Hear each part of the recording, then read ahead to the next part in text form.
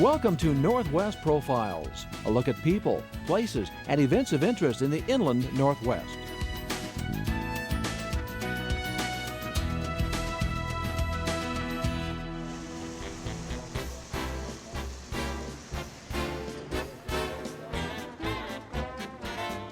These days, there are not many chances to experience history on the move, to see how mechanization has molded our high-tech, fast-moving era. But in Wetaskiwin, Alberta, south of Edmonton, there's a place where you can see, hear, touch, and in some cases, smell the machines that transformed our culture. This collection includes over 70 vintage aircraft. This airplane was built in Canada, was flown in Canada, and has the original markings that it had when it was in the Royal Flying Corps in 1918. There are over 300 cars and trucks and over 1,000 pieces of equipment for agriculture, mining, and construction. And most of it has been collected by one man, Stan Reynolds. As a young man, Stan was a pilot in World War II. After the war, he returned home to Wetaskiwin. I was discharged from the Air Force in 1945, and in the fall of 1945, I started a used car lot in Wetaskiwin. And I started it with my savings that I had saved up in the Air Force, which was a total of $3,000. After a few years, I had built the business up to the extent where I was able to take on trade some antique cars and other antique items.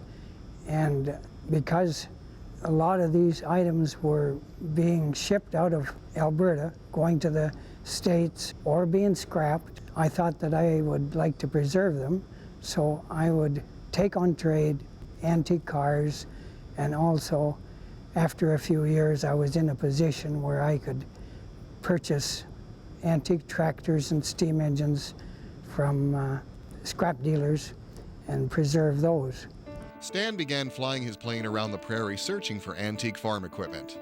When he found something he liked, he landed right in the farmer's field and offered to buy the item. With time, Stan's collection expanded, not only in the number of artifacts, but in their size. Now, a lot of these steam engines and tractors were very heavy units, and a lot of people didn't want to bother with them because they were too costly to haul. But after a few years, we had expanded to the extent that we sold new trucks and semi-trailers and Caterpillar tractors. And when we delivered these units, rather than have the truck come back empty, we would haul back a steam engine or a heavy gas tractor or some other units, and gradually that's one of the methods that we built up our collection. Eventually, Stan's family started a museum to display Stan's growing collection. The original museum was called the Western Canadian Pioneer Museum. Eventually, it was renamed the Reynolds Museum. In 1981, we made a deal with the government to give them free of charge whatever they would want to start a museum. So they selected about 1,500 units, and they started a collection, and they built a government building to house the collection, and that was opened in 1992. And so the Reynolds-Alberta Museum was created. A stroll through the museum is a stroll through time, marked by technological advancements. Sometimes those advancements took some pretty strange turns. As soon as someone got a car, guess what they did? They tried to change it. And so you've got this Model T in our gallery that has a conversion kit on it. It's got runners for snow, so you ordered that in the catalog, put it on your Model T, you took the wheels off, put this runners on and the tracks, and there you had a snow vehicle. And then we proceed through time and we look at things like the three types of power that people were looking at that time. So everybody now is talking about electric cars and hybrid cars, and that's old. We've had electric, we have about 13 electric cars in our collection from the 19 teens and 20s. So at that time, people were looking at electricity for powering vehicles. They were looking at steam power and also at the combustion engine. And you know, the loudest, smelliest one. So a lot of us are driving combustion engine cars today. This particular car is the first antique car that was traded in. It was traded in around 1950 on a 1947 Monarch sedan, and we restored it, and I personally did the striping on it. We actually have an on-site restoration shop and conservation lab. And so what we're doing there is we're returning things to exactly factory new, no better, no worse. We're not using any new modern materials, we're using the materials from that era. So incredibly labor intensive, but very detailed, and museum quality restoration and conservation, no compromise, is our philosophy here.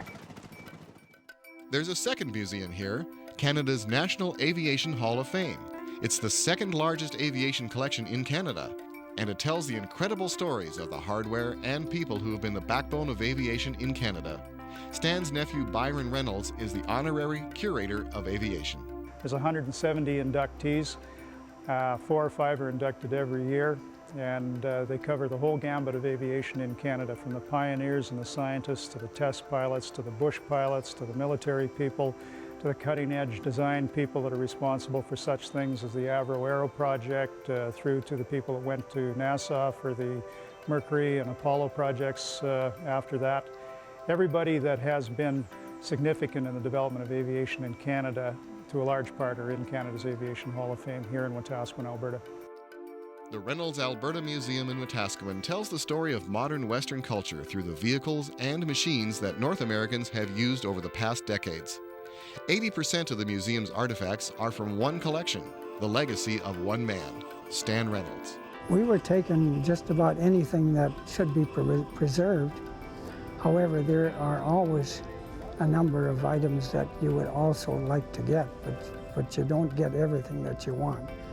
But I did collect a good variety of items.